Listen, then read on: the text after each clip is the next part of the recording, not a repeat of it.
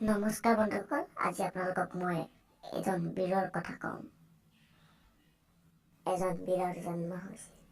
সেই বীৰজন আছিল অসমৰ সুপুত্ৰ, অসমৰ বীৰ, যিজনে মোগলক খেদি অসম দেশ ৰক্ষা কৰিছিল।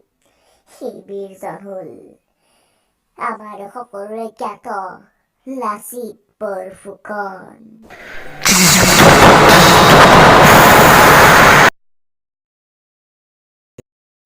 যিদিনাখন লাচিতে গম পাইছিল যে মোগলে অসম আক্ৰমণ কৰিব, তেতিয়া তেওঁ নিজৰ মোমায়েকক এটা গড় সাজিবলৈ আদেশ দিছিল। যেতিয়া মোমায়েকে গড়টো নাসাজি হেমেয়ালি কৰিছিল, তেতিয়া তেওঁ দেশতকৈ মোমাই ডাঙৰ হয় বুলি কৈ তেওঁ মোমায়েকৰ ডিঙিটো কাটি দিছিল।